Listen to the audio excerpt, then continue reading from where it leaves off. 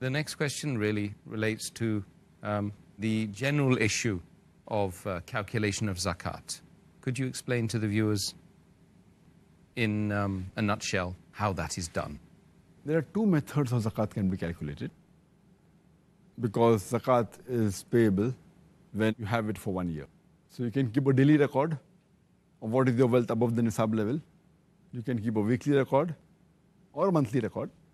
So then whenever the nisab level is above, then you note down the date. On 1st of January, what was the nisab you had? 2nd of January, what you have. So what you had in the 1st of January, say 1st of January 2007. So 1st of January 2008, it will be liable for zakat. Then what you had on 2nd of January, calculate it. Then 3rd of January, or on weekly basis, or on monthly basis. But to keep a record of all this is very difficult. Then you'll be spending half the day in keeping the record, which will be difficult. So it's not practical at all. The easier method and the safe method, where mistake, inshallah, would be avoided, is picking one particular day in the full year and calculate it exactly 1 year after that. Most of the people prefer Ramadan because it is the month of charity and you get more blessings and more rewards. But Ramadan is not the only month that you have to pick up. You can pick up any day of the year. But it should be calculated according to the Hijri calendar, not according to the solar calendar. So 1st of January 2007, 1st of January 2008 is wrong. It should be 1st Shaban or 1st of Hajj. But since Ramadan is the most pious month, 1st of Ramadan, you can take any day of Ramadan. If you take 1st of Ramadan, calculate all the assets that you have. And next year, if it's 1st of Ramadan, 1420 Hijri, then 1st of Ramadan, 1421st Hijri, you should see what amount you have. Now, if you calculate only on one day and see exactly 1 Hijri year later, 1 lunar year later, it is the safest method. There can never be any possibility that you will give less zakat. There can be high chances you may give more zakat, but never less. Why? If you keep on calculating daily, then the level keeps on going up and down. But if you calculate one particular day of the year, whichever day you pick up, and if there happens to be the lowest collection, the lowest saving in the full year, yet you are paying the minimum amount of zakat. Say on the 1st of Ramadan, you have 100,000 rupees as saving, or $100,000 as saving.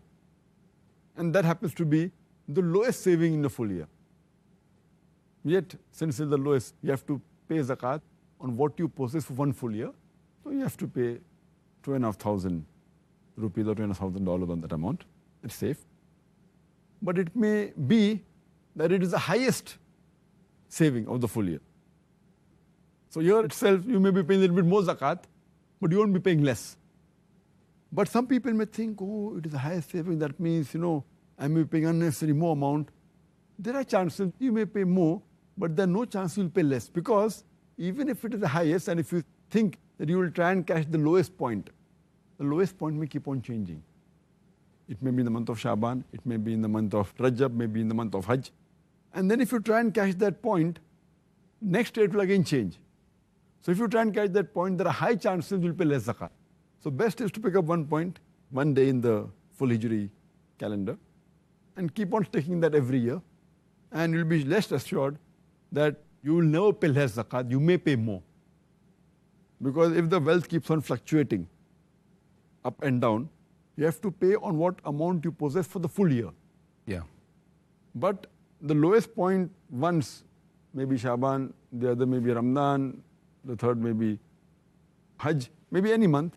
The safest is to pick up any one, keep on sticking to that year, and inshallah you'll never pay less. You may pay more. Sometimes 10% more, 20% more, 30% more. It will never be less, inshallah. So this is the safest method and it's the best method.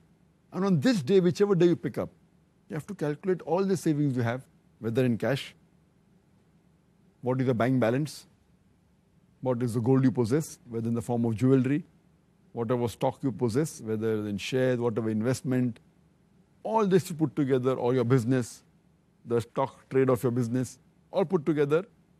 If you're due to receive some amount from someone, even that has to be calculated because he has given a bit late, but yet it's your property.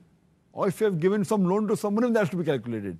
But if you have to give some money to someone, that has to be deducted from your amount. For example, you have taken a loan of $100,000 or 100,000 rupees, and the total amount is 500,000 rupees that you have in your home, cash in hand, cash in bank, stock, everything. So you have to minus from 500,000, 100,000. So you have to pay zakat on 400,000. But if you possess 500,000 and you have given loan of $200,000 to somebody else, and you have to receive $100,000 because the goods you have sold, so 500 plus 200,000 plus 100,000, you have to pay zakat on $800,000. So in all, you have to calculate on one particular day of the year, and then you have to pay zakat 2.5% on that.